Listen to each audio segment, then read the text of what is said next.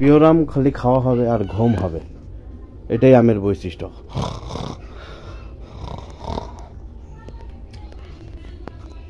এই যে সেই আম গাছ থেকে পাইরে আনছি মাইপে 28 টাকা পাইকারি রেটে। কত আম? 28 কেজি আম খালি খাওয়ান হবে।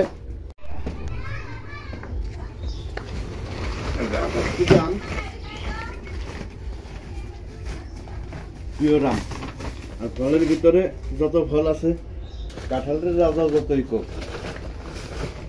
আই লাভ আম। দেখাও এখানে মুখের কাছে ধরো। আই লাভ আম।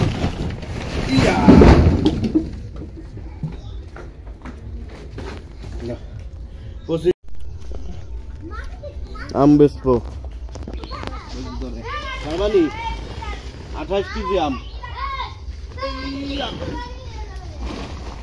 আম নিব দাম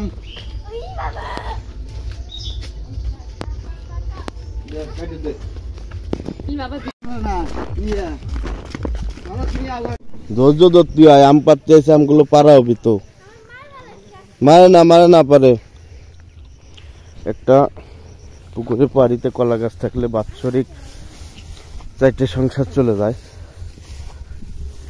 আম গাছ থাকলে আরো ভালো, কলার থেকে আম চাষাবাদ দিয়া বিক্রি সব সুবিধা, কলায় যায় ঝামেলা বেশি।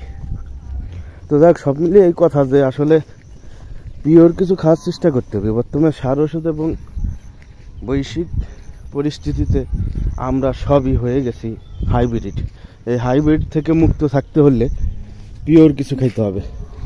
তো ঈদে আম কিনলাম, আম কেনাটাই স্মৃতি। আম পাততে আইসা সোনের ভিতরে গরম, সেই গরম, রোদ্দুরির যে তাপ আরো সোনের তাপ। আসলে যদি জায়গা থাকে, পুকুর পুষ্করণী থাকে, খালি মাছ থেকে আয় না। কলা গাছ যদি পাশে লাগানো যায় আর আম গাছ যদি লাগানো যায়, এগুলো থেকে বাৎসরিক প্রচুর অর্থ উৎপাদন হয়। এক কথায় বৈদেশিক রেমিটেন্স যেভাবে আসে সেইভাবে রেমিটেন্সের মতো অর্থ আসতেই তাহলে। এই জায়গায় যে শোন মন, এই জায়গায় আসা যায় না, এখানে আসা যায় না। বয়স হয়তো তো বড় হবে, হ্যাঁ সাইজ ভালো আছে কিন্তু।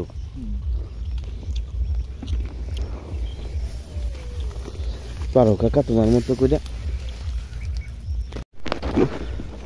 ছেলে আবার ওইদিকে দাঁড়ায় আছে, ওই যে বোনের কোলে। আব্বা এদিকে আসে না, এদিক প্রচুরই। 2 টাকা বেশি যাক কম যাক, যদি 1 কেরেস কিনা যায় তাহলে তো পাইকারি রেটে আপনি পাবেন। বা টাকা যদি বেশিও যায়, এই পিওর গাছ থেকে পাইরে নিয়ে যদি খাইতে পারেন, এর চেয়ে আর সুন্দর ব্যবস্থা কি হইতে পারে বলেন। তো এখন আম পারবো, নিব। করার কিছু নাই, ওর ভিতর স্মৃতি যা পাওয়া যায়, বুঝছো। যাই হোক, আমি এখন আছি আম বাগানে। দেখেন কি সুন্দর, পুকুরের পাশে সুন্দর আম বাগান। এখন এই আমগুলো পারা হবে এবং 1 কেরেস 20 কেজি 25 কেজি যাই হোক তাই আমরা নিব। কিন্তু এমন একটা কন্ডিশনে চলে আইছি, কঠিন অবস্থা। কাকা এই সন্মনের ভিতর কিছু থাকে না আবার। আর আমরুপালি, আম বলতে আমের জগতে আমরুপালির উপরে কিন্তু আম হয় না, কারণ এর মিস্টেক হয় না। আর অন্যান্য আম ওই যে হিমসাগরে আনতেন যত করে বেড়াক, ওগুলোতে বাজান টক জাল মিষ্টি থাকে। আসসালামু আলাইকুম ওয়া রাহমাতুল্লাহ।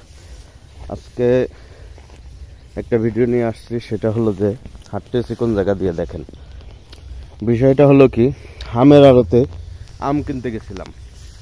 তো ওখানে কাঁচা আমগুলো নিয়ে বা অর্ধপাকাগুলো আমগুলো নিয়ে দেখা যাচ্ছে যে ফরমালিন দেওয়ার পরে তারা বিক্রি করে। দেহের জন্য কতটা উপকার না ক্ষতি জানাবেন কমেন্টে। কিন্তু আপনারা যদি আশেপাশে গ্রাম থেকে পিওর আম কিনতে পারেন, তাহলে এইগুলো যে কতটা স্বাস্থ্যকর আর কতটা উপকারী, এটা বলে বোঝানো যাবে না।